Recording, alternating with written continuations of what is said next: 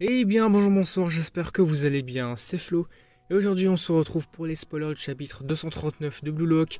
Comme d'habitude on va dire avec un petit retard de un jour. Mais bon en tout cas on a le chapitre, ça c'est super. Du coup avant que la vidéo ne commence, je vous le rappelle, si vous voulez me soutenir sur les prochaines vidéos, n'oubliez pas de vous abonner à la chaîne. Et c'est parti donc pour ce chapitre 239, il s'intitule Création. On commence avec ce résumé, le personnage principal de cette bataille acharnée, c'est moi. Le monde entier s'ouvre à ce superbe but d'Isagi Yoichi. Donc vous l'avez compris, c'est Isagi qui prononce cette phrase. Donc nous commençons le chapitre concrètement avec l'annonceur qui va dire c'est un but en or, donc le but de la victoire finalement. Quelle explosion s'est réglée par Isagi Yoichi. Le Bastard Munchain vient fêter sa victoire à l'exception de Kaiser et Ness qui semblent encore sous le choc du but d'Isagi, ils sont même un peu dégoûtés on va dire. On va même voir Noah et Snuffy qui ont l'air choqués de leur côté également. Pendant ce temps, nous voyons les personnages de Haiku et de Nico discuter. Haiku va dire ils sont bons ceux-là, sérieusement ces gars-là, ils sont fous même carrément. Nico va se dire impossible, non, mais en fait si, c'est théoriquement possible. Mais Nico va alors regarder Isagi et Yori qui sont également toujours sur le terrain. Nico se redit que c'est impossible parce que Isagi et Yori, en fait tous les deux ont bougé sans se regarder au dernier moment et se sont connectés à cette pièce. En quelque sorte, les deux personnages ont réussi à faire un mouvement sans se regarder et ont finalement réussi à être coordonnés. Ça c'est quand même assez fou, faut se le dire. Nico se dit encore que c'est impossible sans une parfaite adéquation entre l'aptitude à saisir le terrain, l'image du jeu en tête et même l'idéal de chacun. Donc vraiment les conditions étaient assez difficiles à réunir mais elles ont toutes été réunies. Là c'était un moment exceptionnel. D'un autre côté, nous voyons le personnage de Lorenzo qui va dire « Nous avons été frappés avec une coordination incroyable. Il s'agit d'un concept en dehors du design parfait de celui de Snuffy par exemple. Le partage d'idéaux qui transcende la logique. Ils ont réussi ce pari à ce moment critique. C'est une victoire pour les fous, donc Isagi et Yori. Il dit ça en les critiquant. Il dira ensuite qu'il donnerait 1 milliard pour ce but maintenant. Et puis nous allons voir Baro qui est toujours là, grinçant les dents sur Isagi pendant que Ness est en train de discuter avec lui. Ness va dire mais qu'est-ce que c'était que tout ce déplacement sans se regarder? Qu'est-ce que c'était que cette synchronisation? Il va dire que c'était grossier, c'est grossier, beaucoup trop grossier pour une telle réaction chimique. Mais est-ce que justement c'est ça, la magie de Yoichi? À ce moment-là, on ne sait pas pourquoi Kaiser va crier tout d'un coup, peut-être qu'il est déçu de ne pas avoir marqué ce but final, je pense. Le duo gagnant, donc Isagi et Yori, vont alors se checker. Puis Isagi va se dire incroyable Yori, comme prévu mon pote.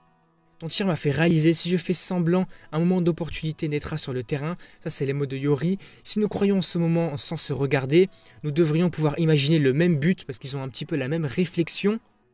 Et puis merci d'être d'accord avec mon idéal Yori, ça c'est Isagi qui le dira. Yori va lui répondre donc c'est comme ça qu'on utilise les attentes. Isagi se demande de quoi il parle et Yori va lui répondre qu'il ne s'agit pas de s'affronter et ça ne sert à rien si l'un des côtés essaie de s'allier.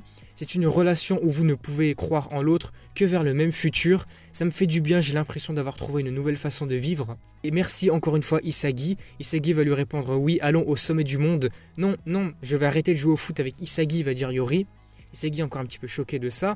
Yori va se dire à partir de maintenant, je veux produire le football en tant qu'attaquant numéro 1 mondial. Enfin, on voit Yori qui est content de jouer au foot, il a retrouvé un objectif en jouant à ce sport. Il ne veut plus jouer aux côtés de Isagi, il veut devenir le numéro 1 maintenant. Isagi va être un petit peu choqué de ce choix, de cette décision de Yori, mais il va lui répondre que j'avais l'intention d'arrêter pour sûr, mais avec un tel but, connaître un tel plaisir, un tel désir, je ne peux pas arrêter imbécile. Si tu ne comprends pas mon idéal, même toi Isagi, sois prêt à être secoué. Ah mais toi finalement tu es étonnamment sadique, n'est-ce pas? Yori va lui dire je suis extrêmement sadique, souviens-toi-en. Et puis pour terminer cette première section du chapitre, Yori va dire ma vie commence à tourner autour de moi. Et puis c'est ainsi que la première partie du chapitre se termine, puisque nous allons passer à un autre endroit carrément. Nous venons alors de retour dans le match de Manchin City contre le PXG. Dans un premier temps on voit le personnage de Shigiri qui est un petit peu choqué, il va dire ah mais quoi? Il est doué, arrête-le Nagi. Là, je crois que c'est Nagi qui va prononcer ces mots. Non, il est vraiment inhumain. Son cœur, piège, dribble, tir, Itoshi Rin. Mais en fait, tous ces paramètres dépassent les limites. Malgré l'apparente pression de Nagi sur Rin, Rin a quand même marqué le but final pour le PXG. Et c'est ainsi que le match pour eux se termine sur un 3-1 pour le PXG. Nous apprenons que le score du PXG, donc de 3, vient de Rin. C'est Rin qui a mis les 3 buts carrément, c'est un fou. Et tandis que le 1 pour le Manchin City a été marqué par Shigiri. Et en aucun cas on a eu un duo de Nagi et Reo. Et puis le chapitre se terminera sur les mots de Rin qui va dire « Attends-moi Isagi, si je te tue, je te tue, je te tue ». D'accord, il s'acharne sur lui carrément, c'est un fou Rin. Puis le chapitre se terminera sur le mot de l'auteur. 10 ans, Rin a encore évolué en atteignant un territoire inconnu. Avec le règne de la suprématie en main, il s'accroche à son rival qui est Isagi. À suivre au chapitre suivant qui s'appellera Triple Jump Up. Donc sûrement un triple saut en avant ou 3 pas en avant, quelque chose comme ça. Du coup on s'arrête là pour cette vidéo, pour ce résumé complet du chapitre. Moi en tout cas de mon côté je l'ai trouvé vraiment très intéressant.